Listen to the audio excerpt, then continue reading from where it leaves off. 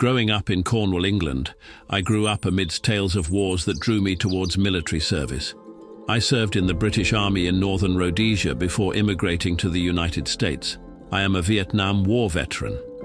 As a commissioned officer in the US Army, I served in Vietnam and led my men in the Battle of Ia Drang. My military experience solidified who I was, especially when I served as the Director of Security for Morgan Stanley, headquartered in the World Trade Center's South Tower. I took my job there very seriously. Back in 1990, I asked my friend, who was trained in counter-terrorism, how he would attack the World Trade Center if he were a terrorist. He got to the building, and he asked me to show him the basement of the building. My friend approached a column in the parking garage and said, "This is a soft touch. I'd drive a truck full of explosives in here, walk out and light it off." After his assessment, we wrote a recommendation to enhance the security of the parking garage. Unfortunately, our recommendations were deemed too expensive and were ignored. 3 years later, terrorists would detonate a truck bomb 30 feet from the column in the parking garage that my friend touched. That was the 1993 World Trade Center bombing. After this incident, I brought my friend over to New York to work as a security consultant. Experiencing what we did, I wanted my company to move out of the World Trade Center since I believed it was still a vulnerable target to terrorist attacks. Believe it or not, I suspected the next attack could be a plane crashing into one of the two towers. I tried to convince my superiors at Morgan Stanley that it was cheaper and safer for our company to have a building in New Jersey instead.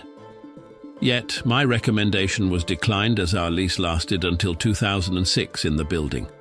Instead, we reached a compromise that our company would practice emergency evacuations every 3 months. My company occupied 22 floors of the building and were the largest tenants in the South Tower. I would not let thousands of employees only rely on first responders in case of an emergency. We had to be ready. So when we had our emergency evacuation drills, I instructed and trained our employees to meet in the hallway between the stairwells and go down the stairs 2 by 2. Then that day came. It was September 11th, 2001. For me, it was just another day in New York City. Little did I know the day was about to take a turn and history once again had plans for me. Almost around 9 a.m., I heard a piercing explosion. I looked out the window and the North Tower was in flames. A plane had just crashed into it. Black smoke fumes and flames erupt, dancing within the steel and glass structure. I was sadly right again. I knew that this may have come, but never thought to see it right now today, right before my eyes. Time seemed to slow. Every detail is imprinted in my memory. The bystanders' gasps, burning fuel's scent, the impact's echo. My role swiftly changes from observer to first responder. My thoughts are composed, leading me on a course of action. The scene unfolding before me is a call to arms, a call I'm ready to answer. There's much I needed to do, with many lives at stake. Within seconds, a Port Authority announcement came over the PA system, urging people to stay at their desks. I immediately ignored the announcement, grabbed the walkie-talkie and cell phone. I called my friend, the security consultant, and yelled, "Those dumb idiots told us not to evacuate." They said it's just Building 1. I told them I'm getting my people the F out of here. Amidst the chaos and panic, I ordered around 2,700 employees to evacuate the building just how we practiced. As we go down the stairs, employees, gripped by fear and confusion, react in different ways.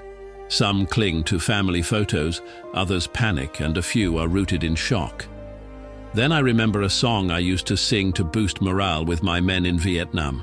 It was a Cornish song I learned from my mum, so I grabbed the microphone and started singing it. The atmosphere is thick with fear, yet there's an undeniable resolve. However, the melody echoing through the corridors brings an eerie calm. I guide them through my steady voice over the intercom, instructing them to keep moving towards safety. Despite the chaos, a sense of unity emerges. Senior managers ensure no one is left behind. Interns assist the older employees. It's a critical moment, but we are weathering it together. But then pandemonium ensued. A second plane, a metal behemoth, crashes into our tower with a deafening blast. The building shudders violently, swaying back and forth. The air fills with the burning of metal against metal, and a torrent of debris descends like an iron blizzard. Yet despite my world spiraling into chaos, I refuse to let it shake my resolve. My heart beats rapidly in my chest, but I ground myself, focusing on my mission, aiding in evacuation. It was my job. It was what we had prepared for.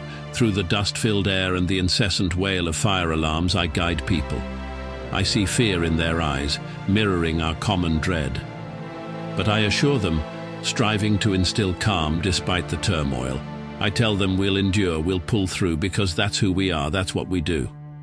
Throughout all this craziness, I called my wife. I hear her sobbing. I tell her to stop crying. I have to get these people out safely.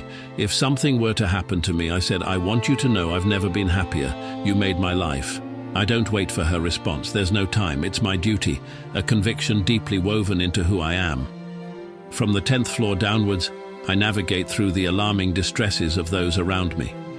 I make sure every one of my colleagues escapes safely. Each one a symbol of my dedication, a testament to my resolve. One of them turns around and tells me to escape like everyone else.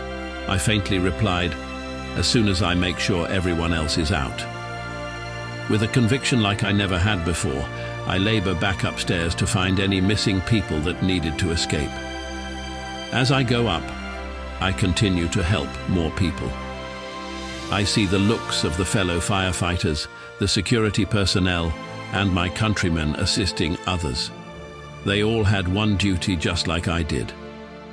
I knew this was it, this was the end of my time. I've accepted the situation.